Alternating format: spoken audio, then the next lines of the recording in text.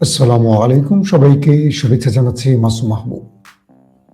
যারা বিগত 5 তারিখের আগের স্মৃতি ভুলে গেছেন, স্মৃতিগুলো আবার একটু সোশ্যাল মিডিয়ায় ঘেটে নেড়ে দেখবেন। আর জনগণ কোনো মাফিয়াদের গ্রহণ করবে না, সন্ত্রাসীদের গ্রহণ করবে না, চাঁদাবাজদের গ্রহণ করবে না, খুনি লীগকে গ্রহণ করবে না। এই জনগণ ঘরে ফেরেনি, এখনো রাজপথে আছে। শেষ একটি কথা দিয়ে শেষ করব। 12 তারিখ নির্বাচন। প্রতিদিন ভিডিওতে কথাটা বলতে চাই, ভুল ব্যক্তিকে ভোট দিয়েন না। যে আপনাকে স্বপ্ন দেখায়, বিগত সময় স্বপ্ন দেখাইছে কিন্তু কিছু করেনি, তিনি আবারও আপনাকে স্বপ্ন দেখাবে। যারা স্বপ্ন দেখাতে চেয়েছে কিন্তু বাস্তবায়ন করতে পারেনি, তাদেরকে বিশ্বাস করবেন। আর যারা নতুন করে এসছে আপনাদের কাছে, হাজির হয়েছে, একবার সুযোগ দেন তাদের। মনে রাখবেন, যারা আল্লাহকে ভয় করে, যারা মৃত্যুকে ভয় করে, যারা সৎ জীবনযাপন করে, যারা ইনসাফ প্রতিষ্ঠার কাজ করে, তাদের ভোট দিয়ে আপনার অধিকার। তাদের ভোট দিলে এই দেশ পাল্টে যাবে। নতুবা আবারও ফ্যাসিস্ট রেজিমের জন্য অপেক্ষা করুন। মদখোর, ঋণ খেলাপি, চাঁদাবাজ, দখলদার, বেনামাজি, সুদখোর কাউকে নেতা বানাবেন না। এই রাষ্ট্র আগাবে না। এই রাষ্ট্র আগাবে ইনসাফের পথ ধরে, ন্যায় বিচারের হাত ধরে, সৎ লোকের হাত ধরে। সো ভোট দেওয়ার ক্ষেত্রে সতর্ক থাকুন, নিজের বিবেক বুদ্ধি কাজে লাগান। একদিন 1000 টাকার নোট পেয়ে ভোটটা বিক্রি করে 5 বছর তাদের পায়ের তলে পিষ্ট হবেন, সেটি করবেন না। এবার যেন প্রত্যেকে তার নিজের ভোটটি স্বাধীনভাবে পছন্দের ব্যক্তিকে দিতে পারেন, সেই চিন্তাটা করুন।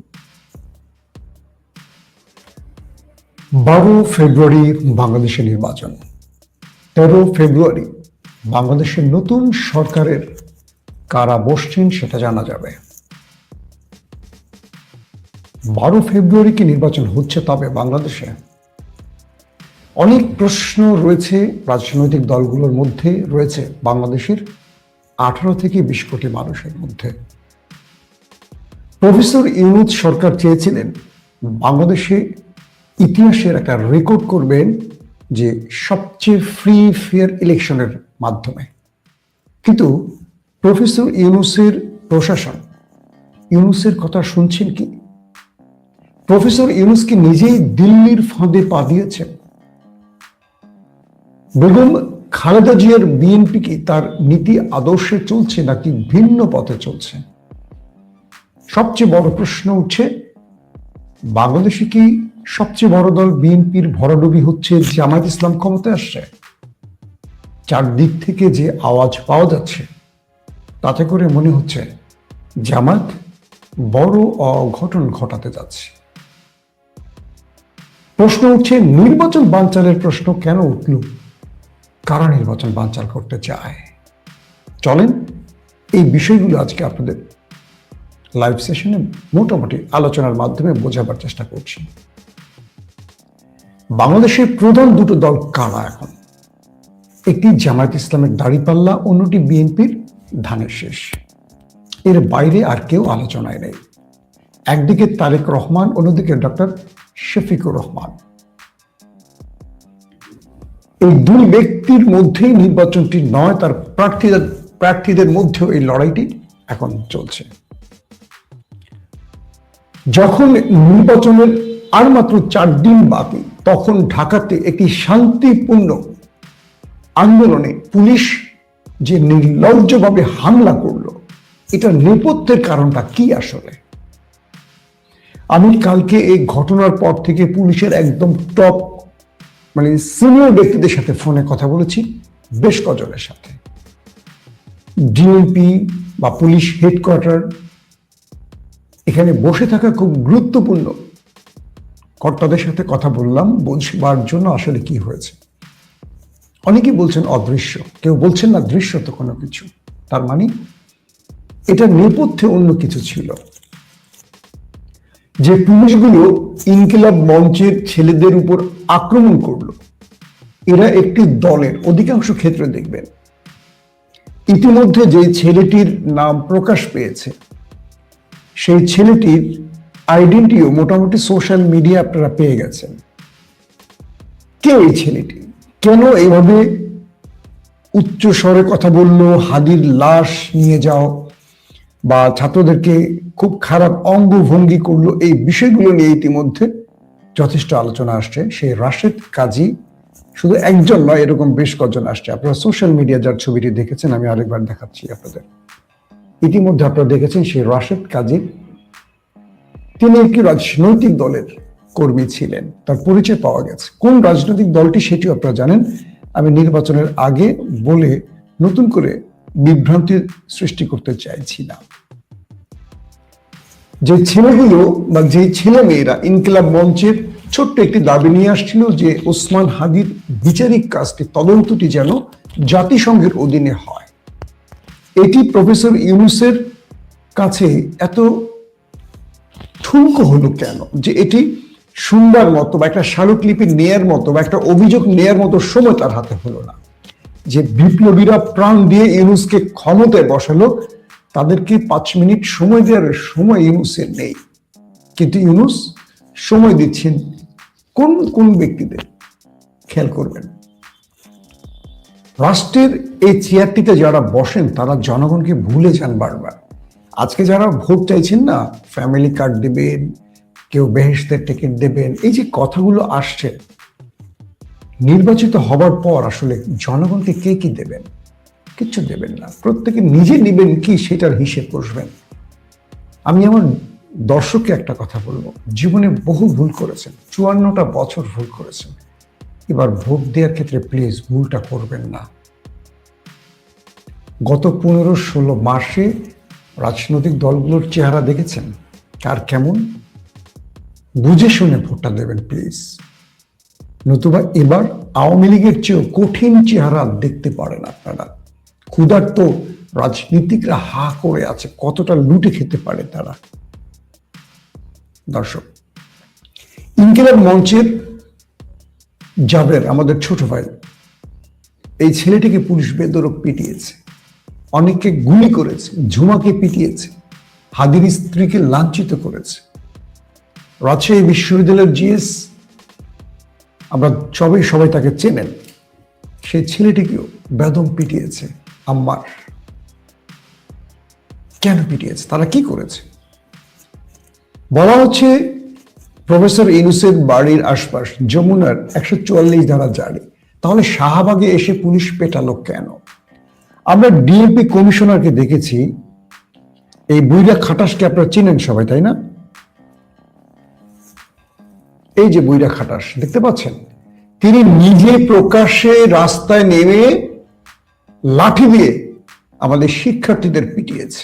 এই বুইড়া খাটাস, সরি আমি আপনাকে বুইড়া খাটাস বলেছি, এর চেয়ে খারাপ শব্দ বলতে চেয়েছিলাম, বলতে পারছি না।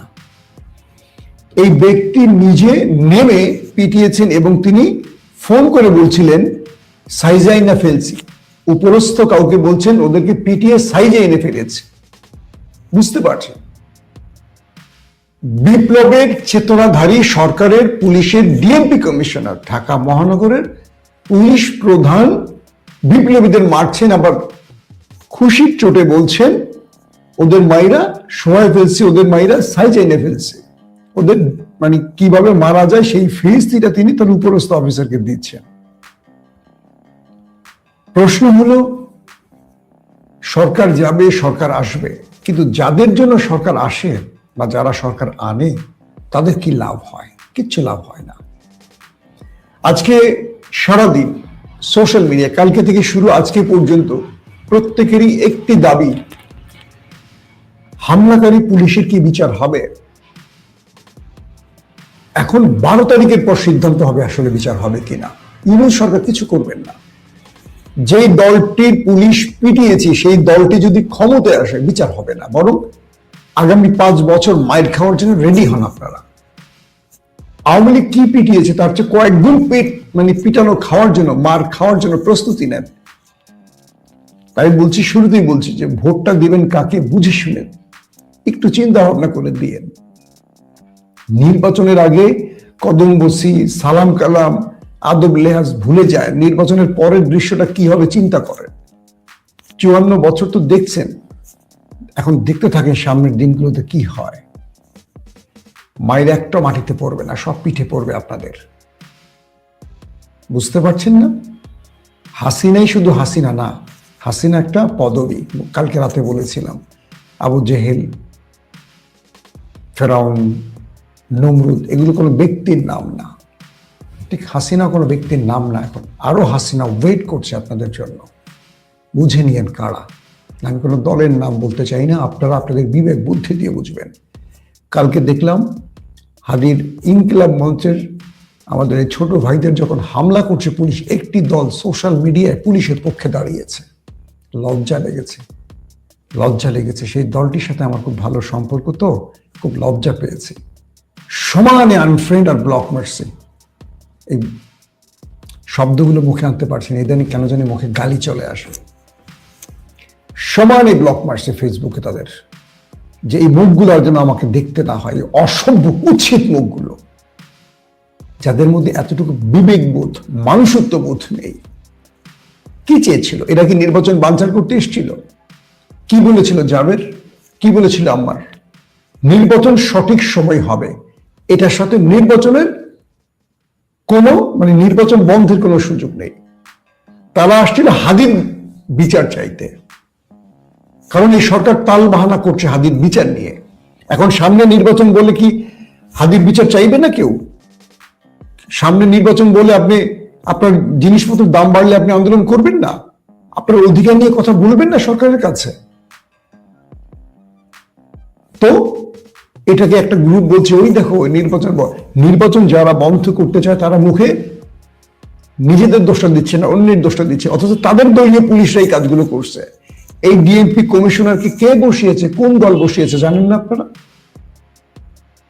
যে পুলিশগুলো কালকে মারমুখী হয়েছে কোন দলের জানেন তো আপনারা? সোশ্যাল মিডিয়ায় পরিচয় পেয়ে গেছেন না? তাহলে নির্বাচনটা বন্ধ করতে চায় কারা, বুঝতে পারছেন? সামনের দিনগুলোতে এরকম ঘটনা আরো ঘটতে পারে। সতর্ক করছি আপনাদের, 12 তারিখে যেন নির্বাচন হয়, এজন্য সবাই একটা ঐক্যবদ্ধ প্ল্যাটফর্ম তৈরি করে রাখবেন, নিজেকে দুর্বল করবেন না। 12 তারিখে নির্বাচন হতে হবে। ইউনুসকে আমরা এই চেহারা দেখতে চাই না। আমরা 12 তারিখে চাই এদেশের যুবকরা, এই দেশের জনতা, এই দেশের বিভিন্ন পেশাজীবীরা যেন একটা নতুন সরকার বসায়, যে সরকার বাংলাদেশের কথা, জনগণের কথা ভাববে আর হাসিনার রেজিমের দিকে না তাকাবে। আজকে দেখলাম মিরপুরে, বগুড়াতে, বিভিন্ন জায়গায় জামায়াত ইসলামের বিশাল বিশাল মিছিল। নারীরা, লক্ষ লক্ষ নারী রাজপথে নেমেছে। হঠাৎ করে জামায়াত ইসলাম চমক দেখাচ্ছে। নতুন করে আলোচনা আসছে আসলে রাজনীতির যে পারদ ওঠানামা করছে, এটা কোন দিকে যাচ্ছে শেষ পর্যন্ত, কারা বসতে পারে ক্ষমতায়। জামায়াত এবং বিএনপির মধ্যে লড়াইটা তুঙ্গে। প্রশাসনের মধ্যে টেনশনে পড়ে গেছে ডিসিএসপিরা, ইউনোরা। কেউ মনে করছেন বিএনপি আসবে, কেউ মনে করছেন জামাত আসবে। যে মনে করছেন বিএনপি আসবে তারা বিএনপির পালে হাল ধরেছেন, যারা মনে করছেন জামাত আসবে তারা জামাতের দিকে হাল ধরেছেন। শেষ পর্যন্ত আসলে আসবে কারা ক্ষমতায়? রাষ্ট্রে বাংলাদেশ নামক রাষ্ট্রের ভেতরে আমাদের যারা প্রশাসনিক কর্মকর্তা, পুলিশ বা আমলা যারা রয়েছেন, তারা কিঞ্চিত বুঝতে পারছেন কোন দিকে যাচ্ছে। কিন্তু এবারের নির্বাচনে ভোট কেন্দ্র দখল করে বিজয় ছিনিয়ে নিতে পারবে না। কারণ প্রতিপক্ষ যেটাই হোক, বিএনপি বা জামাত যেটাই বলি, খুব শক্ত অবস্থানে থাকবে। সেনাবাহিনী খুব শক্ত অবস্থানে থাকবে, ইতিমধ্যে আমরা টের পাচ্ছি। পুলিশ খুব শক্ত অবস্থানে থাকবে। কোনো 10টা হোন্ডা 20টা গুন্ডা এসে কেন্দ্র দখল করবে, এবারে সেই সুযোগটি নেই। প্রশাসনের ভাইদের বলবো, আপনার দল ক্ষমতায় আসবে সেই আশা থেকে আপনি বিপরীত দলের কর্মীদের পিটায়েন না। আপনার দল ক্ষমতা নাও আসতে পারে, সম্ভাবনা এটাই বেশি। তখন কি হবে? আপনার নিজের পিঠ বাঁচবে না। দলের চিন্তা বাদ দেন, নিজের পিঠ রক্ষার চিন্তা করেন। আমি ডিসি এসপিদের বলছি, ইউনোদের বলছি, কেউ নিজের দল জেতানোর চেষ্টা করবেন না। প্রত্যেকে ফ্রি ফেয়ার ইলেকশনের চিন্তাটা করেন। জনগণের ভোটাধিকার প্রয়োগের সুযোগ দেন, একটা ভালো ফলাফলের সুযোগ তৈরি করে দেন, নতুবা এই রাষ্ট্রে বড় কিছু ঘটে যাবে। যে জনগণ হাসিনার মতো দানবকে সরাতে পেরেছে, সেই হাসিনার চেয়েও দুর্বল দানবকে এক ফুৎকারে উড়িয়ে দিতে পারবে এই জনগণ। পুলিশের ভাইদের বলছি, ইনকিলাব মঞ্চের ঘটনায় যারা হামলাকারী ছিলেন তাদের ব্যবস্থা নেন। হাসিনার পুলিশদেরকে লেংটু করে মেরে কিন্তু ঝুলিয়ে রেখেছিল এই জনগণ। আমরা চাই না আপনাদের লেংটু করে ঝুলিয়ে রাখুক, আপনাদের টুনটুনি এই জাতির দেখুক, আমরা চাই না। আমরা আপনাদেরকে বন্ধু ভাবতে চাই, জনগণের পুলিশ ভাবতে চাই। জনগণের বুকে গুলি চালাবেন, জনগণকে বুট দিয়ে পাড়াবেন, ওই পুলিশ দেখতে চাই না। ওই পুলিশদের সাথে জনগণ কি আচরণ করেছে 5 তারিখের আগের দৃশ্যগুলো কল্পনা করেন। হাসিনা পারেনি পুরো রাষ্ট্রযন্ত্র ব্যবহার করে, আপনারা পারবেন না। আমি এখনো মনে করি ফ্যাসিস্টদের দোসররা রাষ্ট্রের গুরুত্বপূর্ণ পদগুলোতে বসে আছে, পুলিশের মধ্যে বসে আছে, সচিবালয়ে বসে আছে, ডিসি এসপি মহলে বসে আছে। তারা নির্বাচন বানচালের চেষ্টা করছে, সরকারকে ব্যর্থ করার চেষ্টা করছে, কিন্তু সরকার তাদের শনাক্ত করছে না। সরকার এই যে এতদিন ক্ষমতায় বসে আছে, পুলিশের মধ্যে কোনো শুদ্ধি অভিযান চালায়নি, আমলাদের মধ্যে কোনো শুদ্ধি অভিযান চালায়নি। এক ডিসিকে এক জায়গা থেকে আরেক জায়গায় নিছে, এক এসপিকে এক জায়গা থেকে আরেক জায়গায় নিছে। কি বালের লাভ হয়েছে বলেন? দুঃখিত, কি চুলের লাভ হয়েছে বলেন? লাভ হয় নাই।